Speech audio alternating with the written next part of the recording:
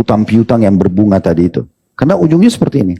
Saya pernah bertemu dengan satu orang jenderal, rahimahullah sudah meninggal, suami istri. Lama saya isi pengajian di rumah beliau gitu. Awalnya bagus-bagus saya lancar. Tiba-tiba pas saya mau isi pengajian di rumah beliau, lalu beliau mengatakan, Ustadz saya akan masuk ke bisnis besar. Dan ekspor impor ikan dan segala macam lah. Modalnya sekian puluh miliar. Karena dia ajak ngobrol saya sambil kami makan siang di rumah sebelum kajian. Terus saya bilang, dari mana modalnya Pak? Oh saya pinjam dari bank riba gitu. The bank konven dia bilang. Terus saya langsung nyaut, saya mengatakan, Bapak sudah pertimbangkan baik-baik. Artinya riba ini sesuatu yang sangat berat. Satu-satunya dosa yang Allah subhanahu wa ta'ala tantang dengan peperangan hanya riba. Terus saya sebutkanlah banyak dalil tentang 1 dirham riba daripada 36, lebih berat daripada 36 kali berzina, levelnya 73 yang paling ringan seperti berzina dengan ibu sendiri. Tapi beliau mengatakan ini interestnya bunganya kecil dan saya yakin saya bisa bayar. Berbagai macam argumentasi sudah saya sampaikan, beliau tidak mau terima.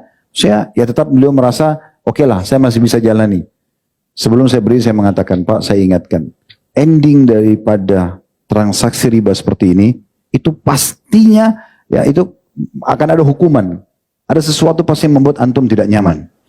Sudah kami berpisah, subhanallah tidak berjalan 1,5 tahun dari yang saya sampaikan. Akhirnya ditipu oleh orang, bangkrut usaha, terlilit utang, harus bayar, plus bunga-bunganya. Sehingga rumah yang dipakai kajian pun harus dijual. Banyak aset-aset yang dijual. Dari tadinya orang yang sangat terpandang dan punya banyak harta, akhirnya jadi habis semuanya. Nah, mirip seperti ini. Dan hampir semuanya sama. Kenapa teman-teman kita tidak kembali kepada kapasitas kita saja?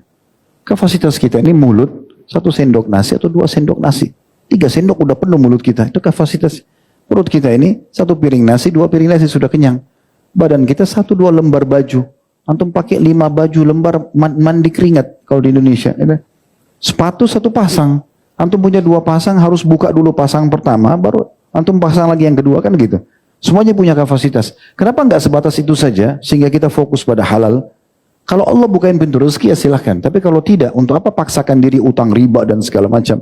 Apalagi bukan kebutuhan. Ya. Jadi ini saya mau titik beratkan tadi, endingnya itu hampir sama gitu ya. Sama yang kedua tadi yang beliau sampaikan, sudah bekerja nih, ada income. Tadi bahkan income-nya fantastis, gitu kan? Tapi tidak kelihatan. Kenapa? Sumbernya haram. Begitu kalau sumber haram, sebanyak apapun tidak ada keberkahannya. Berapa banyak orang ikhwah dan akhwat sekalian, saya depan mata saya, bekerja gaji cuma 2 juta di bawah UMR. Dia hidup sama istrinya, anaknya 2, ada mertuanya numpang di rumahnya, kadang-kadang iparnya datang, cukup. Bisa hidupin gitu. Saya duduk, cukup akhi. Alhamdulillah cukup Ustaz. Kadang-kadang memang kurang, tapi umumnya cukup. Ada orang income-nya 100 juta per bulan, sampai bahkan banyak sekali lebih daripada itu, tapi nggak pernah cukup. Ustaz saya nggak tahu uang saya kemana. Mirip jawaban tadi. Hampir sama subhanallah kasusnya. Orang yang masuk ke satu halaqah Quran, dia mau hafal, pasti sama ceritanya itu. Oh iya, saya hafal surah ini tapi saya lupa. Cuma sekarang saya mau roja lagi. Sama-sama, ujungnya sama. Ujungnya nanti hafal Quran. Dengan suka dukanya ya. Nah ini sama dengan perbuatan dosa itu sama. Jadi tidak akan punya berubah itu. Hanya harus ambil pelajaran. Kalau sudah ada seperti ini jangan diulangi, kan gitu.